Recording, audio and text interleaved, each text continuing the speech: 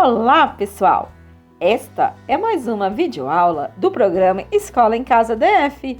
E o vídeo de hoje é para você, estudante dos anos finais do ensino fundamental. Antes de iniciarmos a nossa aventura, lembramos que este vídeo foi produzido pela equipe da Gerência de Fomento à Atividade Científica e Tecnológica Educacional da Diretoria de Programas e Projetos Educacionais da Secretaria de Estado de Educação do Distrito Federal. Pois bem, hoje vamos aprender um pouco mais sobre uma etapa muito importante da pesquisa científica, a metodologia de pesquisa. Opa, talvez essas palavras ainda não tenham um significado claro para você, mas não se preocupe, vamos tentar simplificar ao máximo para que vocês entendam que a metodologia de uma pesquisa é o percurso e as etapas que os pesquisadores pretendem seguir para atingir o objetivo de sua pesquisa. E já que estamos falando em objetivo, a intenção dessa videoaula é que você saiba o que é metodologia da pesquisa e que conheça algumas técnicas, ferramentas e instrumentos utilizados pelos cientistas nesta etapa da pesquisa. E é claro, que saiba utilizá-las caso tenha interesse ou necessidade. Então, vamos lá! Mas antes, vamos lembrar que na pesquisa científica, geralmente, o ponto de partida é um problema, ou seja, uma questão de pesquisa a ser resolvida.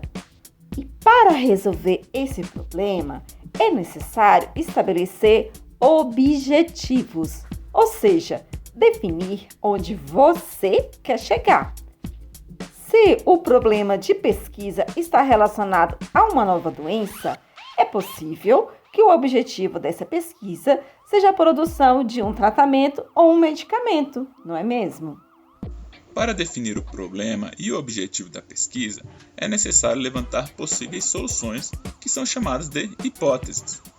Utilizando o nosso exemplo, vocês podem apresentar como hipótese que certo medicamento já conhecido é eficiente no tratamento de uma nova doença. Para isso, é preciso testar se essa hipótese é verdadeira, ou seja, se seria uma solução. Assim, o objetivo é verificar se o medicamento funciona no tratamento da doença. E para verificar se essa é uma boa solução para o nosso problema, é necessário estabelecer um caminho, ou seja, um procedimento a ser seguido. Esse caminho é chamado de metodologia de pesquisa. Agora ficou fácil de entender, não é?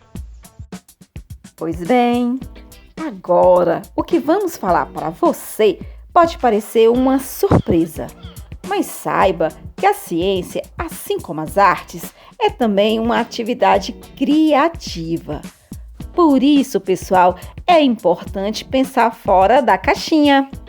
Ser criativo pode ser muito importante para se determinar qual o caminho seguir durante a pesquisa. É importante aproveitar a sua criatividade para definir como as hipóteses da sua pesquisa serão testadas e se elas funcionam. Mas lembre-se que quando estiver montando a sua metodologia de pesquisa, você deve descrevê-la de maneira clara, objetiva e impessoal, isto é, na terceira pessoa.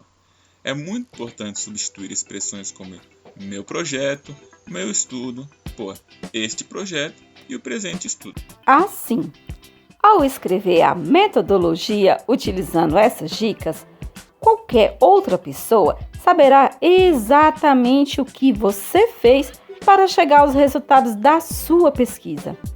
Afinal, todo cientista precisa garantir que qualquer outra pessoa consiga realizar a mesma metodologia, ou seja, o passo a passo da pesquisa de forma clara e detalhada para que o trabalho possa ser reproduzível. E pessoal, se a metodologia não estiver bem escrita, se não estiver claro o passo a passo realizado, o processo de produção dos dados não será repetido com sucesso. Mas de onde vêm esses tais dados da pesquisa? E o que eles representam na pesquisa científica? Bom, existem vários significados. Os dados são conjuntos de informações que reunimos conforme avançamos na nossa pesquisa, utilizando para isso instrumentos e técnicas, como por exemplo, equipamentos de medição, entrevistas, questionários, análise documental ou até mesmo observações. Acho que entendi. Então isso quer dizer que os dados podem ser números, imagens ou palavras? Sim, isso mesmo. E essas informações ajudam a responder às perguntas e, com isso, atingir os objetivos da pesquisa. Que legal! Então, ao longo da pesquisa, várias informações são, portanto, coletadas, construídas. Mas ainda tenho dúvidas. O que coletar? Com quem coletar? Como coletar? Suas dúvidas são importantes. Vou explicar com um exemplo de pesquisa. Vejamos. Imagine que um grupo de 3 estudantes esteja construindo um projeto de foguetes feitos com garrafa PET. Bom, os 3 estudantes estudaram bastante sobre construção de foguetes com garrafa PET, assistiram vídeos com lançamentos no YouTube, leram os materiais disponíveis no site da Mostra Brasileira de Foguetes e assim decidiram fazer 3 modelos de foguetes. Então, o grupo levantou a seguinte hipótese, que o maior foguete teria o melhor desempenho, ou seja, voaria mais distante, teria o maior alcance em metros. Então, assim, o que coletar seriam os dados úteis para testar a hipótese do grupo, não é? No caso, eles têm 3 modelos diferentes de foguetes e querem saber qual terá o melhor desempenho. Isso, corretíssimo. O grupo também já sabe com quem coletar os dados. Ora, será com eles mesmos, com aquela amostra que eles já têm, ou seja, os 3 modelos diferentes de foguetes. Então, saber como coletar os dados é fácil. Basta o grupo fazer os testes, lançar os foguetes e anotar no diário de bordo o desempenho de cada um. Perfeito! Você começou a entender sobre o processo de construção de dados de pesquisa. Bom, mas para produzir dados de pesquisa, é importante saber alguns conceitos. Por exemplo, você sabe a diferença entre amostra e população? Espera aí, deixa eu pensar. População é todo grupo que você estuda e possui alguma característica em comum. Por exemplo, os estudantes de uma escola podem ser considerados uma população em alguma pesquisa que você irá fazer. Entendeu? Nesse caso, a população é o grupo de estudantes que contém características em comum. E qual é a característica em comum? Ora, são estudantes de uma mesma escola. Isso mesmo! E o que é amostra? A amostra é uma parte da população. Essa parte representa toda a população. Assim, em vez de trabalhar com toda a população, trabalhamos com uma pequena parte dela. Por exemplo, escolher 30 estudantes de uma escola para estudar seus pesos e alturas. E por meio da análise dos dados, das informações desses 30 estudantes, será possível representar todos os outros estudantes da escola, mesmo que eles não tenham participado. Os 30 estudantes observados são a pequena amostra que você vai considerar da população de estudantes da escola que você observa, certo? Então, para isso, você tem que garantir que a amostra seja realmente representativa da população, ou seja, que contenha as mesmas características da população. E você sabe qual é a diferença entre metodologia e método? E entre técnica e instrumento? Complicou um pouco? Mas não tem problema, nós vamos descomplicar. A metodologia informa as etapas que serão percorridas. Já o método é o caminho mais eficiente para se chegar onde você quer. E é aí que você vai definir qual a abordagem da sua pesquisa. Quantitativa ou qualitativa? Bom, Mas qual é a diferença entre pesquisa quantitativa e pesquisa qualitativa? De maneira bem simples, a principal diferença entre esses dois tipos de pesquisa é que a quantitativa se baseia em números e cálculos matemáticos. É aquela que reúne dados que podem ser codificados de forma numérica. Já a pesquisa qualitativa é baseada em falas ou textos, dados de entrevistas, de observações, de análise de documentos e até mesmo de dados audiovisuais. Bom, então após definir a abordagem da pesquisa, o pesquisador definirá qual o caminho que sua pesquisa vai seguir. Para isso, será necessário escolher os instrumentos e técnicas que você vai usar para chegar até o objetivo da sua pesquisa. Isso mesmo! Os instrumentos apoiam a pesquisa e são utilizados para construir os dados. Os instrumentos podem ser questionários, entrevistas, observações sistemáticas.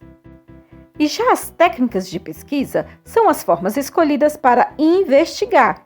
Por exemplo, pode ser um experimento científico, um estudo de campo, um estudo de caso, uma pesquisa bibliográfica. E lembrando que é possível utilizar mais de um instrumento ou técnica. Tudo depende dos objetivos e da necessidade da sua pesquisa. Mas quais seriam as diferenças entre essas técnicas? Bom, um experimento científico estuda um fenômeno sob condições em que o pesquisador pode controlar.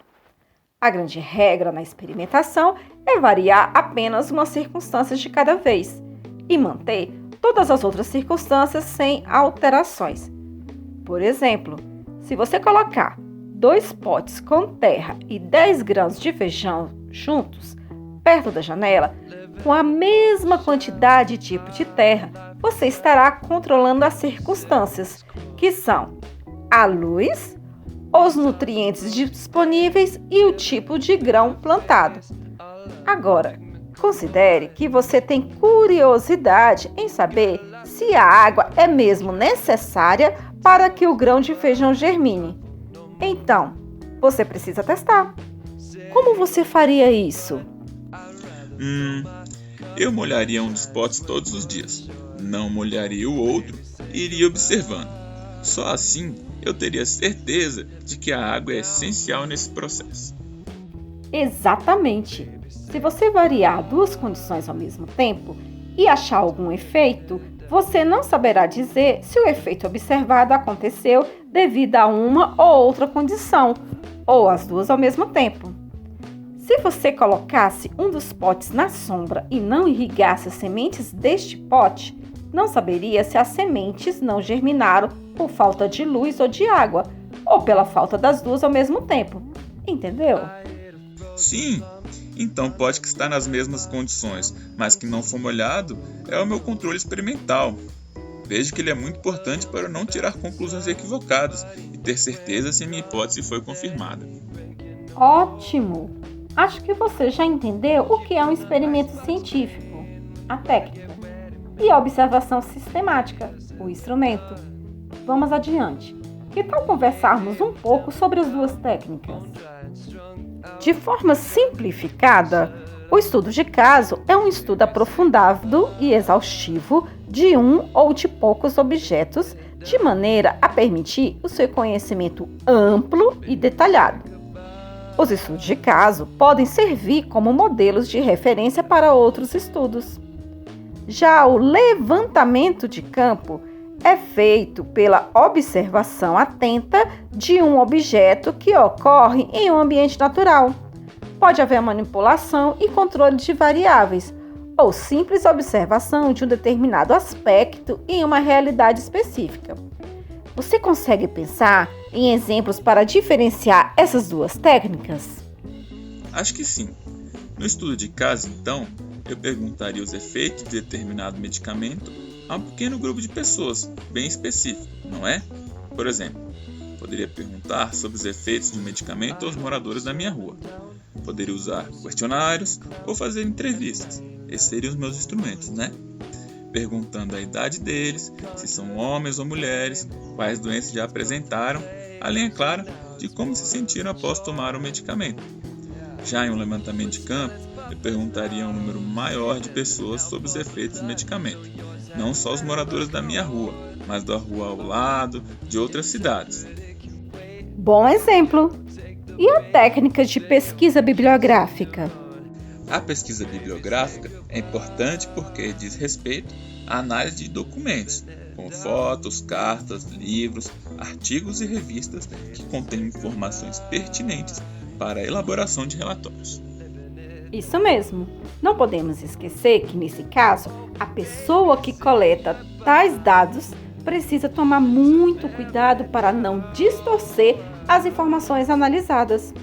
Para revisar o que é a metodologia da pesquisa, o que é método, técnica e instrumento, chegou a hora de você assumir o papel principal para resolver um desafio. Primeiro, você vai pensar em um problema a ser resolvido. Depois, você vai escolher diferentes instrumentos e caminhos para resolver o seu problema, ou seja, para testar sua hipótese e chegar a uma possível solução. Anote tudo no seu diário de bordo, no caderno ou pasta no qual você registra as etapas de desenvolvimento do seu projeto de pesquisa. Ideias, reflexões, comentários. Coloque as fotos, faça esquemas e os materiais que você precisou usar. Descreva e reflita sobre os problemas que surgiram, as dificuldades que apareceram e como você as resolveu. Então, mãos à obra. E caso você queira compartilhar o que você produziu, envie para a gente para divulgarmos a sua pesquisa em nosso Instagram. Aproveite esse momento de quarentena e comece a pensar sobre as coisas do mundo. Aquelas coisas que nos afetam, aquelas que estão próximas a você. Pense em soluções para problemas da sua comunidade, de sua família, da sua escola, dos seus amigos. Tem muita coisa que ainda não foi respondida e todos os dias novos desafios surgem, não é mesmo? Vamos tentar resolvê-los?